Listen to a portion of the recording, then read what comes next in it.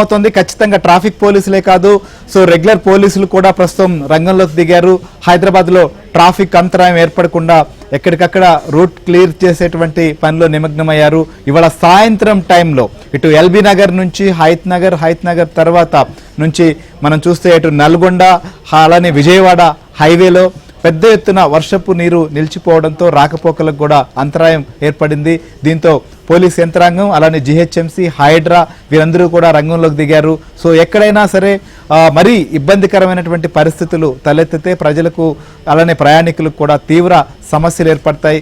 దీన్ని తొలగించేందుకు ఖచ్చితంగా డ్యూటీలో ఉండాలని చెప్పేటువంటి నిర్ణయంతో పోలీసులు కూడా మొత్తం ఎక్కడ చూసినా కూడా జంక్షన్ల దగ్గర సాధారణ రోజుల్లో ఒకరు ఇద్దరు మెయింటైన్ చేసేటువంటి ట్రాఫిక్ని కూడా రెగ్యులర్ పోలీసులు కూడా రావడంతో కొన్ని కీలకమైనటువంటి ప్రాంతాలకి కొంత పరిస్థితి అయితే మాత్రం మెరుగుపడుతోంది. కానీ హైదరాబాద్ నగరానికి మరొక 2 గంటలు కూడా వర్ష సూచన ఉన్న నేపథ్యంలో సో ఖచ్చితంగా ప్రయాణాలు చేసేవారు మాత్రం అప్రమత్తంగా ఉండాలి. వీరైనంత తొందరగా కూడా వారు తమ నివాసాలకు చేరుకోవాల్సినటువంటి పరిస్థితి స్పష్టంగా కనిపిస్తోంది. సో ఇక హైదరాబాద్లో ఎప్పటికప్పుడు పరిస్థితిని సమీక్షిస్తున్నారు జిహెచ్ఎంసీ అలానే ప్రభుత్వ యంత్రాంగం కూడా.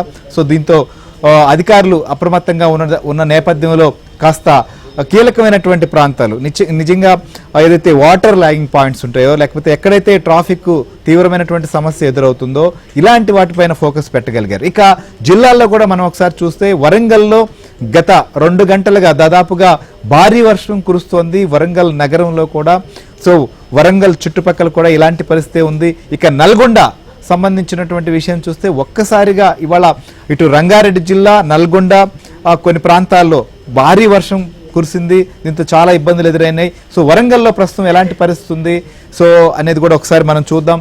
సో దీనికి సంబంధించినటువంటి విషయం పైన వరంగల్లో ఉన్నటువంటి పరిస్థితి పైన కూడా నవీన్ మనకు ఫోన్ లైవ్లో అందుబాటులో ఉన్నారు. నవీన్, ఏంటి వరంగల్లో ఎలాంటి పరిస్థితి ఉంది? సో ఇలా ప్రస్తుతం గత 2 గంటలుగా వర్షం కురుస్తున్నట్లుగా సమాచారం అందుతోంది. సో లోతట్టు ప్రాంతాల ప్రజలను అప్రమత్తం చేశారా? ఎలాంటి సహాయక చర్యలు కొనసాగుతున్నాయి అక్కడ?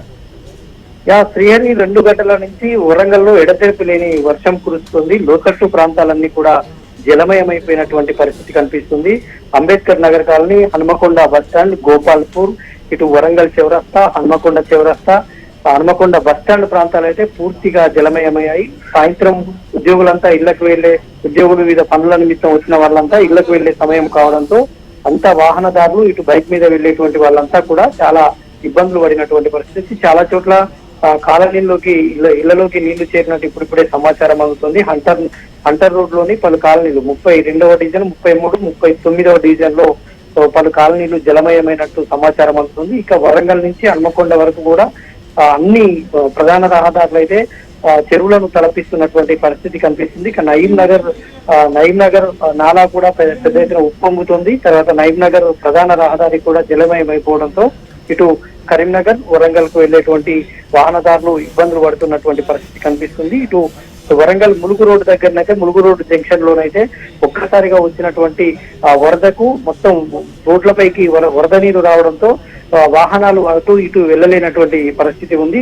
ఒక ఆర్టీసీ బస్సులు మినహా మిగిలిన చిన్న వాహనాలన్నీ కూడా నీటిలోనే సైలెన్సర్స్ మునిగి ఇంజన్లు ఆగిపోతున్నటువంటి పరిస్థితి కనిపిస్తుంది. వాహనదారులు అయితే ఇబ్బందులు పడుతున్నారు. జీడబ్ల్యూఎంసీ సిబ్బంది కూడా ఎప్పటికప్పుడు అప్రమత్తమై కొద్దిసేపటి క్రితమే రంగంలోకి దిగారు. ఈ వాటర్ అంతా కూడా సవ్యంగా వెళ్లేందుకు చర్యలు అయితే తీసుకుంటున్నారు. రైట్ నవీన్.